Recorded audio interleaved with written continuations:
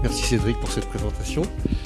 Alors le CETA Mellifera, qu'est-ce que c'est? Donc c'est un centre d'études techniques apicoles, mellifera, parce qu'on ne travaille que sur l'abeille. Donc en fait, c'est un regroupement d'apiculteurs autour de la sélection de l'abeille, parce que lorsqu'on est venu dans l'apiculture, une fois qu'on a un peu écrémé les sujets de base, en 2-3 ans, on s'aperçoit très vite que les abeilles ont des problèmes, que globalement on peut les sélectionner, que c'est pas une fatalité qu'elles meurent de leur maladie et de leurs parasites, et que en fait en France et ailleurs en Europe aussi, si on a des abeilles non sélectionnées, naturellement elles disparaissent parce qu'elles ne sont pas nécessairement adaptées en fait, au biotope dans lequel elles vivent, du fait de la mondialisation de la génétique et de la mondialisation de leurs maladies et de leurs parasites.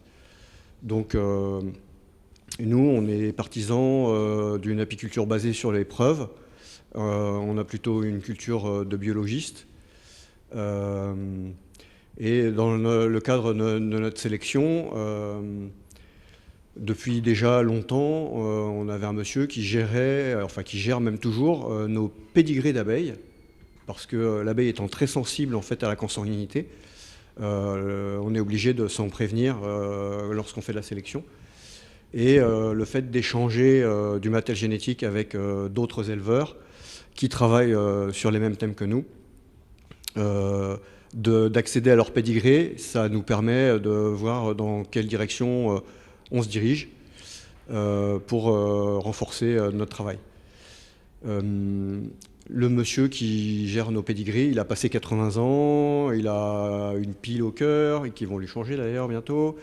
Il fait des séjours réguliers à l'hôpital, il a fait un AVC, c'est un vieux garçon. Ça se passe en Belgique. Nos amis belges nous disent le jour où il disparaît, tout part. Parce qu'en fait, on ne retrouvera rien chez lui. Une chienne ne retrouverait pas ses petits chez lui, quoi.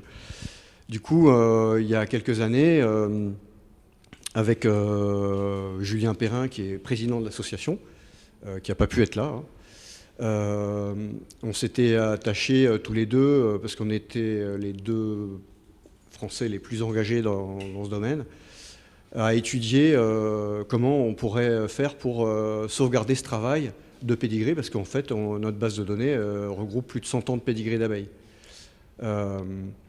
Et énormément d'éleveurs, je ne sais pas combien on est d'éleveurs, plus de 400, un truc comme ça. Plus de 400, entre 500 et 600. ouais, 500, 500, 600 éleveurs européens. Et puis ça va continuer à s'accroître. Et donc l'idée, c'était de reprendre cette base de données, la mettre au goût du jour, avec une techno qui ne soit pas de 30 ans, parce que là, aujourd'hui, son site, c'est une publication de pages HTML, donc c'est une photo, rien n'est cliquable. Si on veut remonter dans les pédigrés, en fait, on ne peut pas. Bon. Du coup, j'avais écrit des cahiers des charges, essayé de trouver des boîtes de dev. Comme on n'a pas de moyens, c'était compliqué. On nous disait filez-nous 20 000 et puis quand on n'en aura plus de sous, on vous redira qu'on veut 20 000. Donc là, c'était le risque de se retrouver sans rien. Finalement, on a travaillé un petit peu avec Central Supélec qui nous a aidé à écrémer la base de données, qui était le séparateur de champs en fait, qu'on avait sur le fichier neutre, c'était la barre d'espace. Voilà. Avec des champs vides et des fois des commentaires en texte. Voilà. Donc ça vous donne une idée du truc. Et finalement, Didier est venu en renfort nous aider. Donc je vais lui passer le micro pour qu'il vous explique tout ce qu'il a fait. Bon, donc déjà sur le CETA, on a plusieurs sites qui sont hébergés par Gandhi. On a notre site de collaboration, on a un site WordPress pour un genre de blog, où on échange les infos et tout. Et puis donc on est en train de mettre en place ce site qui s'appelle Index Mellifera, et en fait que j'ai construit à partir de cette base de données. Donc déjà après le data mining, j'ai reconstruit en fait toute une base de données MySQL et un site en Python, en Django Python, là, pour pouvoir naviguer dans les pédigrés, les afficher sous forme d'arbres, et puis avoir tout un tas d'informations qui permettent que ce soit plus facile à utiliser que ce qui était précédemment fait. Donc aujourd'hui, hébergé chez Python, on a ce site. Excusez-moi, chez Gandhi, on a ce site Index Mellifera et qui est dans sa première version. Et actuellement, donc les travaux qui restent à faire, c'est par exemple les langues. Hein, donc là, j'ai mis en place les systèmes de langue parce qu'on a beaucoup d'apiculteurs allemands, on a des apiculteurs néerlandais, on a des apiculteurs il y en a même jusqu'en Ukraine. Enfin, on a quand même beaucoup de langues à traiter. Bon, pour l'instant, on a traité les 3 langues parce que c'est les principaux groupes, c'était l'allemand, le français et l'anglais. Mais bon, l'idée, c'est d'avoir un site qui soit facilement utilisable parce que les apiculteurs parlent pas forcément anglais facilement ou allemand ou français facilement. Donc, il faut pouvoir que ce soit facile à utiliser.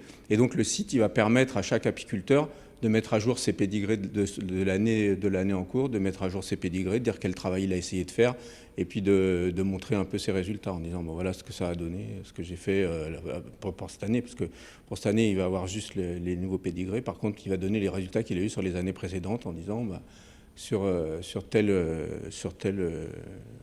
croisement, j'ai obtenu tel et tel résultat par rapport aux différents critères qu'on recherche. Alors les critères qu'on recherche, il y en a combien? Je sais plus. Il y en a une bonne trentaine en fait, donc qui doivent être mesurés à chaque fois sur chaque ruche pour pouvoir dire, là on a gagné par exemple en hygiène dans la ruche, elles nettoient beaucoup mieux leur couvain et du coup il y a moins de parasites. Par contre, on a perdu peut-être en miel ou on a perdu en quantité de gelée royale, etc. Enfin, on a tout un tas de critères comme ça qui permettent en fait de voir en fonction des croisements, qu'est-ce qu'on a obtenu comme résultat. Donc voilà, ce que Gandhi nous aide là-dessus, parce que on a une association européenne, mais on n'a pas beaucoup de moyens, on a quelques subventions, mais on n'a quand même pas grand-chose. Donc du coup, ça permet de mettre à jour ce site et de le faire vivre, et puis de le proposer à tous les apiculteurs européens qui sont prêts à partager, parce qu'en fait l'idée aussi c'est que ce pédigré européen ne soit pas récupéré par Monsanto ou par je ne sais qui pour breveter des choses, pour breveter des abeilles et tout. Donc l'idée c'est de le faire en open data, tous ces pédigrés sont en open data. Et donc on est aussi en train de travailler sur une licence qui permettrait justement de protéger tous les apiculteurs qui vont travailler sur les pédigrés avec nous, de la récupération par des grandes sociétés qui sont toujours friandes d'essayer de breveter des choses pour pouvoir capter des populations d'apiculteurs sur un certain nombre de choses, quoi. Donc voilà. Je ne sais pas qu'est-ce qu'on peut dire de plus. C'est vrai qu'on n'est pas trop sur Twitter, on n'est pas en fait parce que pas trop dans l'instantané. En fait on a Didier est jeune retraité mais il est très pris. Moi j'ai un autre métier en plus de l'apiculture, donc en fait c'est 2 boulots quoi, hein. Quand c'est avril, mai, juin, je fais des semaines de 85 heures quoi. Et puis du coup le peu de temps qui me reste pour un peu m'informer, parce qu'en fait l'abeille aspire tout, hein, que ce soit moi, Julien, enfin quand on est dans ce truc là, en fait on fait de la recherche et c'est très prenant, hein, vraiment, et on doit gérer les colonies, on est bénévole, c'est le miel qu'on vend qui nous finance. Qui finance nos activités, mais qui nous finance légalement. C'est-à-dire que pour vendre du miel, on est obligé d'avoir des équipements alimentaires, d'avoir une miellerie qui soit propre pour pouvoir conditionner tout ça, et puis répondre à la réglementation sur un produit alimentaire, la traçabilité, etc., etc. Donc on est dans ce carcan et on doit naviguer, en fait, ménager la chèvre et les choux. Alors, dans ce qu'on peut apporter pour répondre un peu à la trame, je ne sais pas trop en fait. Mais c'est vous qui verrez en fait ce qu'on peut vous apporter. Après, nous c'est plutôt, on est plutôt des biologistes, de terrain. Après, on a des projets. Alors là, on va faire des couveuses parce qu'on a besoin de couveuses. Donc on en a déjà fait. Hein, mais voilà, sur l'électronique, parce que j'ai vu qu'il y en avait qui étaient dans l'électronique. Donc des couveuses. On a travaillé aussi sur des balances, donc il y a des gens qui travaillent sur des balances électroniques. Bon, maintenant on en trouve beaucoup dans le commerce, mais l'idée c'est d'avoir des systèmes... Une balance sous chaque ruche, parce qu'en fait, ça permet sans être obligé de déranger les abeilles, de savoir comment ça va dans la ruche. Enfin, d'avoir un des paramètres qui permet de savoir comment ça va dans la ruche. Voilà, d'avoir des poids, mais aussi des relevés d'humidité, température, et de faire des corrélations avec de la météo. Voilà, donc pour l'instant, c'est plutôt à l'état de projet, enfin de prototype, hein, tous les trucs qu'on a pu faire de ce côté-là. Et c'est vrai qu'on n'est pas trop armé et on n'a pas trop le temps non plus, quoi. Donc c'est vraiment ça. Et puis après, sur le côté informatique, on a besoin d'un mécène. On l'a déjà. Et puis Didier il fait bien du développement. Là, on va rencontrer les Allemands qui vont peut-être crocher dedans aussi. Parce que on est vraiment tous bénévoles et l'idée c'est vraiment faire un truc pour la collectivité, vraiment pour la communauté des apiculteurs et que ça reste vraiment libre et on serait plutôt sur la publication des pédigrés, sur une licence commune créative, des trucs comme ça, quoi. Voilà. Mais il y a des choses qu'on aurait besoin, justement, c'est sur ces licences. Je ne sais pas s'il y a des gens qui sont bien férus sur ces licences Creative Commons, etc. Comment les rédiger pour qu'on soit sûr de bien protéger les apiculteurs européens, quoi. Et ça, là-dessus, on aurait sans doute besoin d'aide parce que c'est pas évident, quoi. On a des juristes qui travaillent un peu avec nous, mais c'est pas leur métier, quoi. Enfin, ils connaissent pas vraiment ça. Donc, c'est vrai qu'on aurait. On voit que la législation s'est complexifiée, hein, typiquement là avec on a des données personnelles. La loi sur le RGPD.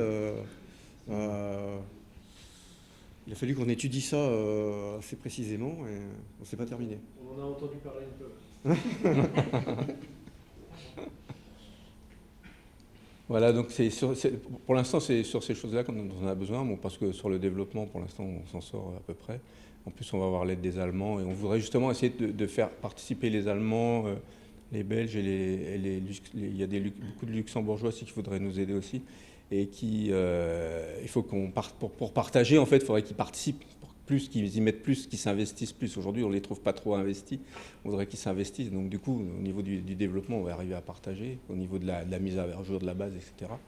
Mais par contre, pour les choses, justement, qui sont vraiment type la protection, la licence Creative Commons, etc., il faut qu'on trouve, en fait, des gens qui puissent nous permettre d'aller dans les bonnes directions, quoi, de ne pas prendre des chemins qui nous emmènent dans des impasses, quoi.